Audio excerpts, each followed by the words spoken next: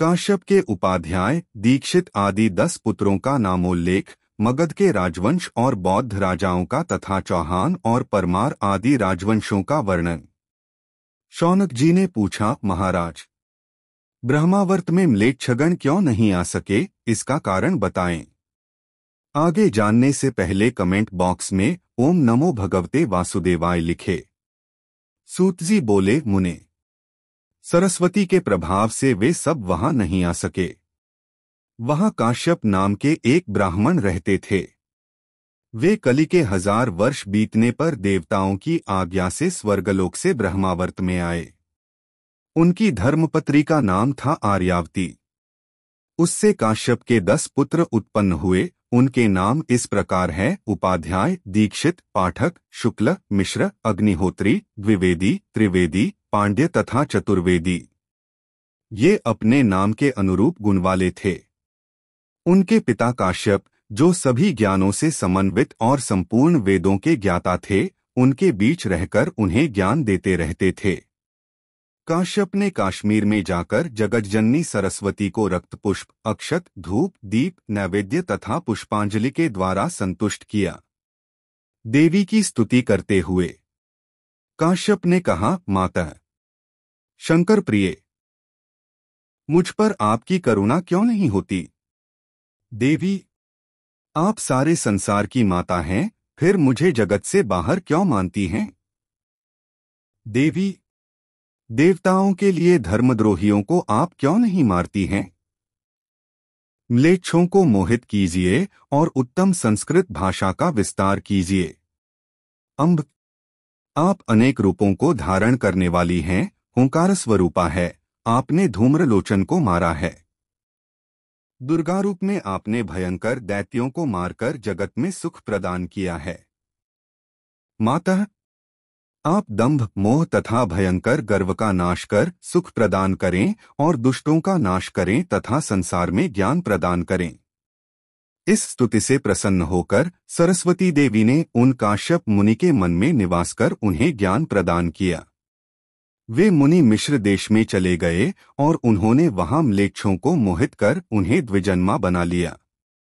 सरस्वती के अनुग्रह से उन लोगों के साथ सदा मुनिवृत्ति में तत्पर मुनिश्रेष्ठ काश्यप ने आर्यदेश में निवास किया। उन आर्यों की देवी के वरदान से बहुत वृद्धि हुई। काश्यप मुनि का राज्यकाल 120 वर्ष तक रहा। राज्यपुत्र नामक देश में 8000 शूद्र हुए। उनके राजा आर्य पृथु हुए। उनसे ही मागध की उत्पत्ति हुई।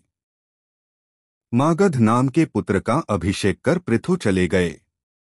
यह सुनकर भृगुश्रेष्ठ, शौनक आदि ऋषि प्रसन्न हो गए। फिर वे पौराणिक सूत को नमस्कार कर विष्णु के ध्यान में तत्पर हो गए। 4 वर्ष तक ध्यान में रहकर वे उठे और नित्य नैमित्तिक क्रियाओं को संपन्न कर पुनः सूत जी के पास गए और बोले, लोमहर्षण जी, अब आप मागध राजाओं का वर्णन करें। किन मागधों ने कलियुग में राज्य किया? हे व्यास शिष्य, आप हमें यह बताएं। सूत जी ने कहा, मगध प्रदेश में काश्यप पुत्र मागध ने पिता से प्राप्त राज्य का भार वहन किया। उन्होंने आर्य देश को अलग कर दिया। पांचाल, पंजाब से पूर्व का देश मगध देश कहा जाता है। मगध को आग्नेय दिशा में कलिंग उड़ीसा, दक्षिण में अवंती देश, नैऋत्य में आनर्त गुजरात, पश्चिम में सिंधु देश, वायव्य दिशा में कैकय देश, उत्तर में मद्र देश और ईशान में कुलिंद देश है। इस प्रकार आर्य देश का उन्होंने भेद किया। इस देश का नामकरण महात्मा मागध के पुत्र ने किया था। अनंतर राजा ने यज्ञ के द्वारा बलराम जी को प्रसत्र किया। इसके फलस्वरूप बलभद्र के अंश से शिशुनाग का जन्म हुआ। उसने 100 वर्ष तक राज्य किया। उसे काकवर्मा नाम का पुत्र हुआ। उसने 90 वर्ष तक राज्य किया। उसे क्षेमधर्मा नाम का पुत्र हुआ। उसने 80 वर्ष राज्य किया। उसका पुत्र क्षेत्रौजा हुआ। उसने 70 वर्ष तक राज्य किया। उसके वेदमिश्र नामक पुत्र हुआ। उसने 60 वर्ष तक शासन किया। उसे अजातरिपु अजातशत्रु नामक पुत्र हुआ। उसने 50 वर्ष तक राज्य किया। उसका पुत्र दर्भक हुआ। उसने 40 वर्ष तक राज्य किया। उसे उद्याश्च नाम का पुत्र हुआ। उसने 30 वर्ष तक शासन किया। उसका पुत्र नंदवर्धन हुआ। उसने 20 वर्ष तक शासन किया। नंदवर्धन का पुत्र नंद हुआ। उसने पिता के तुल्य वर्षों तक राज्य किया। नंद के प्रनंद हुआ, जिसने 10 वर्ष राज्य किया। उससे परानंद हुआ। उसने अपने पिता के तुल्य वर्षों तक ही राज्य किया। उससे समानंद हुआ। उसने 20 वर्ष राज्य किया। उससे प्रियानंद हुआ। उसने भी पिता के समान वर्षों तक राज्य किया। उसका पुत्र देवानंद हुआ। उसने भी पिता के समान राज्य किया। देवानंद का पुत्र यज्ञभंग हुआ। उसने अपने पिता के आधे वर्षों तक 10 वर्ष राज्य किया। उसका पुत्र मौर्यानंद और उसका पुत्र महानंद हुआ। दोनों ने अपने अपने पिता के समान वर्षांतक राज्य किया। इसी समय कलि ने हरि का स्मरण किया। अनंतर प्रसिद्ध गौतम नामक देवता की काश्यप से उत्पत्ति हुई। उसने बौद्ध धर्म को संस्कृत कर पट्टन नगर कपिलवस्तु में प्रचार किया और 10 वर्ष तक राज्य किया। उससे शाक्य मुनि का जन्म हुआ। उसने भी 20 वर्ष तक राज्य किया। उससे शुद्धोदन नामक पुत्र हुआ। उसने 30 वर्ष तक शासन किया। उससे शक्यसिंह का जन्म हुआ। कलयुग के 2000 वर्ष व्यतीत हो जाने के बाद शताद्रि में उसने शासन किया। कलि के प्रथम चरण में वेदमार्ग को उसने विनष्ट कर दिया और 60 वर्ष तक उसने राज्य किया। उस समय प्रायः सभी बौद्ध हो गए। विष्णु स्वरूप उसके राजा होने पर जैसा राजा था वैसी ही प्रजा हो गई, क्योंकि विष्णु की शक्ति के अनुसार ही जगत में धर्म की प्रवृत्ति होती है। जो मनुष्य मायापति हरि की शरण में जाते हैं वे उनकी कृपा के प्रभाव से मोक्ष के भागी हो जाते हैं। शक्यसिंह का पुत्र बुद्धसिंह हुआ। उसने 30 वर्ष राज्य किया। उसका पुत्र शिष्य चंद्रगुप्त हुआ, जिसने पारसी देश के राजा सुलूब सेल्यूकस की पुत्री के साथ विवाह कर यवन संबंधी बौद्ध धर्म का प्रचार किया।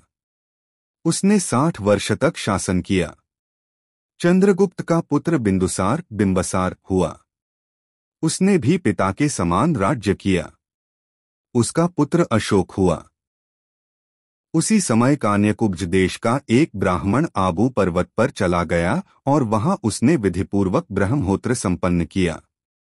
वेद मंत्रों के प्रभाव से यज्ञकुंड से 4 क्षत्रियों की उत्पत्ति हुई। प्रमर परमार सामवेदी, चपहानी चौहान, कृष्ण यजुर्वेदी, त्रिवेदी गहरवार, शुक्ल यजुर्वेदी और परिहारक अथर्ववेदी क्षत्रिय थे। वे सब ऐरावत कुल में उत्पन्न गजों पर आरूढ़ होते थे। इन लोगों ने अशोक के वंशजों को अपने अधीन कर भारतवर्ष के सभी बौद्धों को नष्ट कर दिया। अवंत में प्रमर परमार राजा हुआ। उसने 4 योजन विस्तृत अम्बावती नामक पुरी में स्थित होकर सुखपूर्वक जीवन व्यतीत किया। और ये सभी वर्णन भविष्य पुराण में प्रथम खंड के अध्याय 4 में कहा है। और आपको जो भी प्रसंग जानना चाहते हो तो कमेंट बॉक्स लिखे, अन्यथा ओम नमो भगवते वसुदेवाय जरूर लिखे। ऐसी और वीडियो के लिए जुड़े रहे हमारी चैनल से और लाइक और सब्सक्राइब जरूर करें।